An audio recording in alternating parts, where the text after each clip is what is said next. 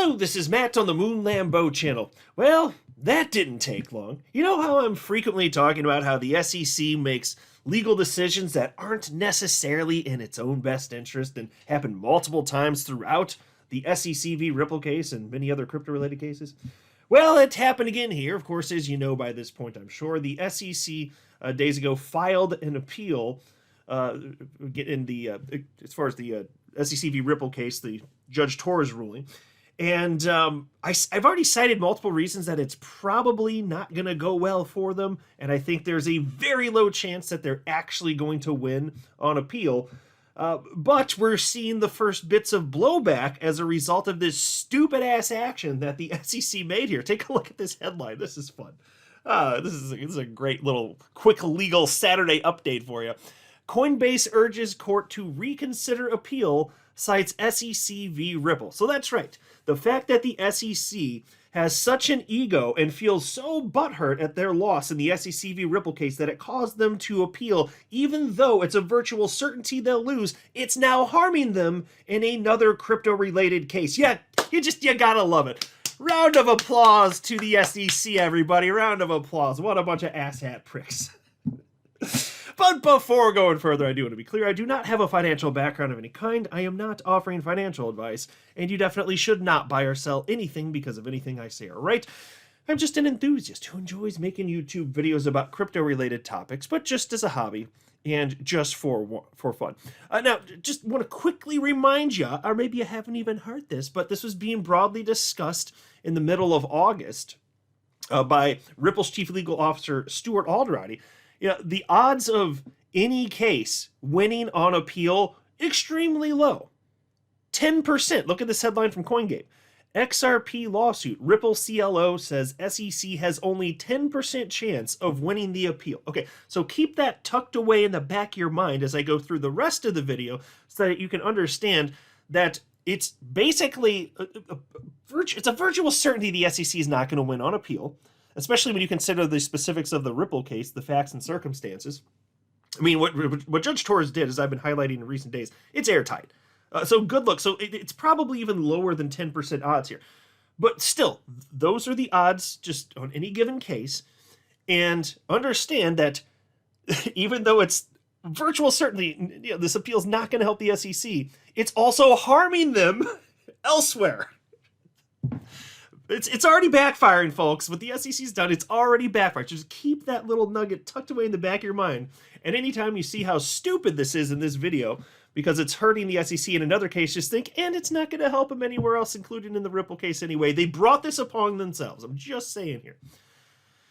So the headline here again from Cointelegraph, Coinbase urges court to reconsider appeal, cites SEC v. Ripple. Attorneys for Coinbase urged Southern District of New York Judge Catherine Fila. They have a typo there, but yeah, look, there's two L's in this name, but it's crypto media. It's a bunch of C students running a WeberNet site. It's all right. So anyway, urged the judge to reconsider an interlocutory appeal filed on behalf of the exchange in April 2024, citing the Securities and Exchange Commission's recent notice of appeal in the Ripple lawsuit. According to an October 5th letter, lawyers for Coinbase argued that the SEC's appeal is an admission that the criteria listed on the regulator's Howey test, a set of conditions that must all be fulfilled to classify a financial instrument as a security, were ambiguous and warranted closer examination. The attorneys also asserted that the appeal signifies the industry-wide significance of the application of the Howey test, warranting a more thorough legal review of the facts in the ongoing Securities and Exchange Commission v. Coinbase Inc. and Coinbase Global lawsuit. So Coinbase's legal counsel stressed, quote, the SEC has conceded and now reconfirms by its appeal in Ripple that the issues presented by Howey's application to secondary market digital asset transactions are of industry-wide significance. Prompt and complete appellate review is urgently needed. So that was the quote. Now, I do want to clarify, when they're talking about secondary market transactions, this is not transactions like if you and I are just buying and selling, even if to one another on Coinbase or any other exchange. So Ripple can transact in secondary markets. So, for instance, Ripple, if they're, for instance, selling on Coinbase, okay, let's say they're doing that. That's still technically a secondary market transaction, but it's one that Ripple's taken apart. And so, to be clear, the only thing transactionally that I've seen from any attorney that has talked about this in the XRP community or elsewhere, the only transactions that the SEC can appeal are those secondary market transactions that Ripple specifically is a part of. So this will not impact transactions for you and I, which is another reason that XRP is completely safe here. In fact, Attorney Bill Morgan pointed out in a recent post, I don't have it pulled up for this video, but I'll just let you know, Attorney Bill Morgan of the XRP community, he noted that there is a footnote from Judge Torres in the final resolution when she ruled in the SEC v. Ripple case. There's a footnote that specifically cited that she's not speaking about any other additional secondary market transactions because that wasn't even properly before. That's not something that she was called upon to rule, and since there's no ruling on it, the SEC cannot appeal that because she didn't have a decision on that. So that's another key reason that XRP holders are safe right now from the SEC.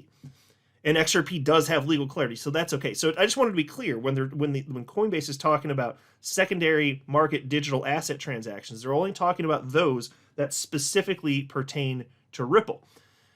And they cited it right here. Now, that's not the only thing. I don't want to read this whole thing. If you want to pause and read it, this is what was written to the judge in the Coinbase case. But look at this part right here. By granting Coinbase's motion for interlocutory appeal, which is just, by the way, just an expedited appeal before the case is over, this court would help ensure that the Second Circuit has before it a full account of the legal and practical implications of the SEC's litigating position, a position that the SEC acknowledged just weeks ago has sown confusion. And of course, that was in the SEC v. Binance case, which I highlighted, but I'll mention it briefly in case you miss this. This is from September 13th. SEC regrets any confusion from dubbing tokens as securities. That's right. We're sorry. Now, of course, they technically stop short of saying we're sorry, but this is the closest you're ever going to get from them. And so they acknowledge that using the term crypto asset securities and the like, very confusing. And so the fact that they admitted that as well is rightfully being used against them in this particular case by the Coinbase attorneys. Happy to see that, because there was confusion, and I'm happy to see that was actually acknowledged. It's kind of surprising in a way, but they did highlight that. And so then we had this post. This is from XRP community member and attorney James Murphy, aka Meta Lawman, and here's what he had to say briefly on the matter. He noted in a separate post he's going to expound upon this over the coming days, but here's what he had just to start. Another smart move by Coinbase here. It is astounding that Judge Filan never ruled on Coinbase's original motion for interlocutory appeal filed back in April. Those motions are normally ruled on very quickly. The SEC's appeal in Ripple just strengthened Coinbase's argument. And so there you go. I mean, if everything was crystal clear and sewn up in the Ripple case, why are you appealing? Why are you appealing, SEC? Oh, because it's not crystal clear? Everything's not all sewn up, just like you're saying? It's a little uncertainty there? A little confusion has been sown, huh? You'd love to see. So this is the first very visible backfiring as a result of this. Now, I'm sure there's going to be many more. This is not going to go well for them. And in fact, if it goes disastrously wrong for them in the SEC v. Ripple cases I've been highlighting, they could lose a ton of power in their attempted regulation of the entire blockchain and crypto industry. Now, of course, I think ultimately they're not going to have as much power anyway, and once Congress finally does its freaking job, but setting that aside, left unchecked, it's wrecking itself. That's the point.